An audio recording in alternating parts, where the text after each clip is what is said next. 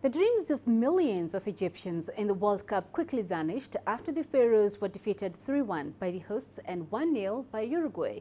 Fans have been disappointed by the team's performance, blaming mainly their Argentinian coach Hector Cuper. Here's CGTN's Adel Mahroui with more. For 28 years, Egyptians have missed being part of the FIFA World Cup. Qualifying to Russia brought the nation not only joy, but hope as well. The squad selected for the 2018 World Cup had the country's biggest number of international-based players ever. Yet to many, the Pharaohs' performance was a disappointment. There are many reasons behind the poor performance, starting with the choice for the team to be based in Grozny in Chechnya, despite its remote location from all stadiums. That has affected the team. Egypt sent an actors delegation to the team's hotel, which has distracted the players. In addition to the tactical errors Cuper made, there were rumours of differences between Cuper and Hadari. In the Uruguay and Russian matches, he aimed to end the matches in a tie, but failed and turned them into defeats. Crushing the Egyptian hope for reaching the first knockouts in their history, unleashed rage against the national team's coach Hector Cuper. I think Cuper's defensive strategy did not work at all in the World Cup. We did not see our 2010 national team with their amazing tactics and attacking techniques. I think that the problem was with Cuper. He had the players, but he couldn't select properly. People like Shikabala, Karaba, why don't they play from the beginning?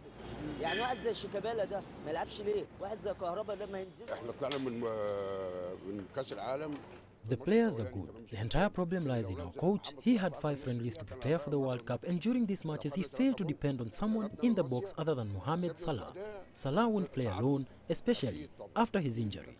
I think we need an Egyptian coach like Hossam Hassan, someone who understands our culture and understands how to motivate our players. I knew we were out of the World Cup from the first match. If Salah played in the last minutes, we would have won 3 points, lost from Russia, won over Saudi Arabia and reached the knockouts. Cuper didn't do so. We were all saddened by his performance.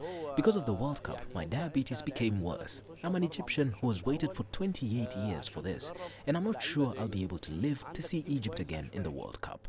The Egyptian Football Association has not yet determined the fate of the Argentinian coach. His contract expires 4 days after the World Cup. If he's going to leave, the EFA says they'll resort to another foreign coach. The problem is that Cuper didn't try to develop the players' skills. Since he was hired, he selected a specific set of players which he hasn't changed. He didn't add to their talents. We need a coach who adds to the national team, who selects from the big pool of players that Egypt has. Unfortunately, we don't have time, because Egypt has a match in September against Swaziland for the African Cup of Nations qualification.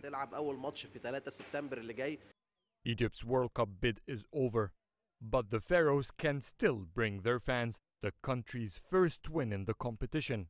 On Monday, Egypt's last match in Russia will be against Saudi Arabia. Adel Mahroui, CGTN, Cairo.